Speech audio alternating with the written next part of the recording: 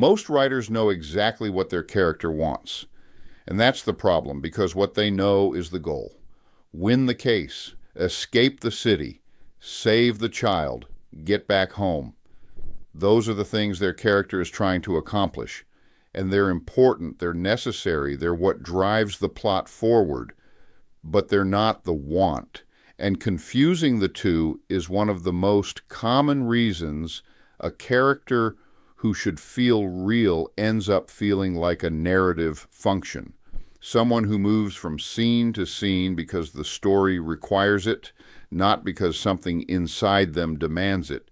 This video is about that distinction, why it matters more than almost anything else in character development, and how to find the real want hiding underneath the goal your character has already told you about. Let me start with a question. Think about someone you know well, not a character, a real person. Someone whose behavior sometimes puzzles you. They work constantly, even when they have nothing left to prove. Or they keep people at a distance even when they're clearly lonely.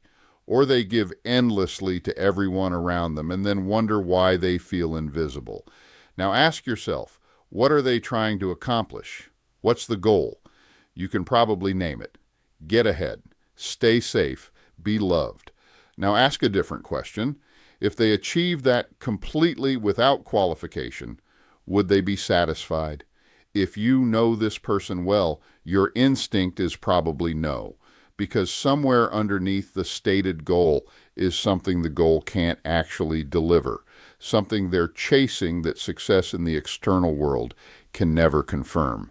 That gap between what they're pursuing and what they actually need the pursuit to do for them, that's what I'm calling the want. And your characters have the exact same gap. Here's the definition I work from. A goal is external. It exists in the world. It has a finish line, a pass or fail condition, a moment when it either happens or doesn't. Goals are the architecture of plot. They're what your reader follows on the surface. Obstacle, pursuit, crisis, resolution. They are essential, but they are not psychology. The want is internal. It's what your character is pursuing beneath the goal, the psychological strategy they've built to make themselves feel safe or worthy or whole. And unlike a goal, the want doesn't have a finish line. You can achieve a goal. You cannot achieve a want. You can only keep pursuing it or stop pursuing it or discover that it was never going to give you what you thought it would, which it turns out is the entire shape of most great stories. Here's the test. If your character achieved the goal completely, got the thing, won the thing, saved the thing, would they feel satisfied? Would they feel the specific relief or validation the achievement was supposed to deliver? If yes, you probably have a goal, and maybe a well-developed character who wants what they want for clear, bounded reasons. That can work.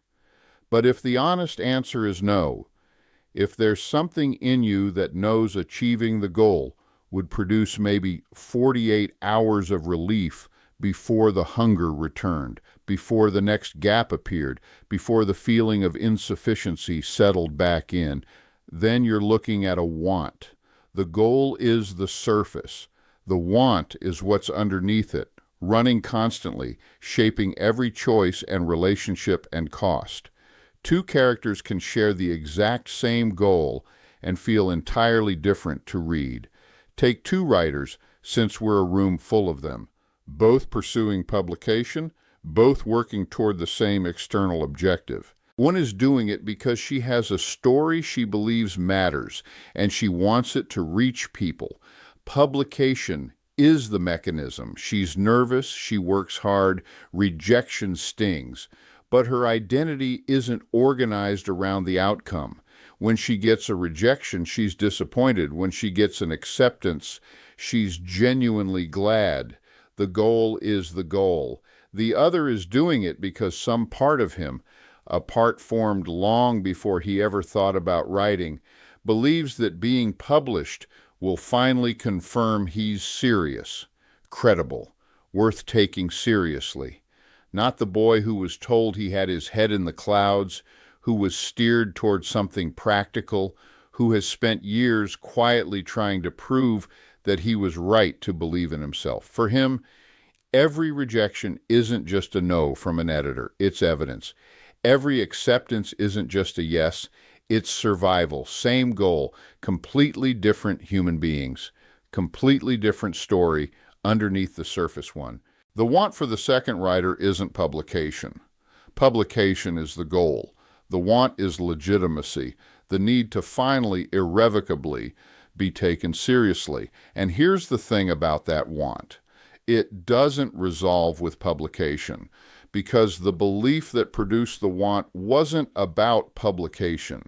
It was about worth. And no external achievement can reach that, which means the want drives him past publication to the next thing and the next. Recognition, awards, sales numbers, critical attention. There is always a next thing because the want was never actually about the thing.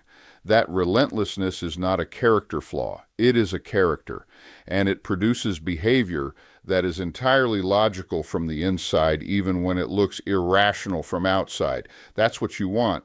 Characters whose behavior makes complete, even inevitable sense once you understand the belief underneath it. Let me put Katniss Everdeen in front of you because we've all read her. Her goal, in the most basic plot terms, is to survive the games and get back to Prim. External, specific, pass or fail. That's the plot engine. But what's underneath? What is Katniss actually pursuing at the psychological level? She wants to be the protector. She wants to be the person whose presence guarantees that the people she loves never end up helpless and alone. That want doesn't resolve when the games end. It reshapes every alliance, every relationship, every decision about who to sacrifice for and who to keep at arm's length. It's still operating in the third book. It's still operating in the last chapter. The goal has a finish line. The want doesn't, which is exactly why Suzanne Collins needed 3 books to tell the story. And this is the other thing I want you to notice. The want is always logical. From inside Katniss's psychology, the relentless need to position herself as protector makes complete sense. It's not a quirk. It's not an arbitrary character trait assigned to make her interesting.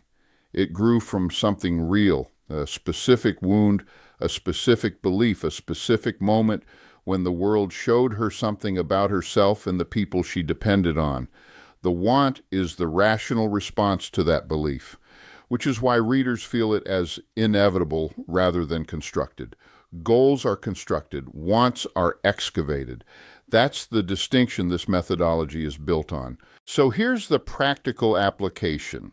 The next time your character feels like they're moving through the story to serve the plot rather than for reasons that are entirely their own, stop. Don't fix the scene. Go underneath it. Ask this question. If my character achieved the goal completely, what would they feel? And then, would that feeling last, or would the hunger return?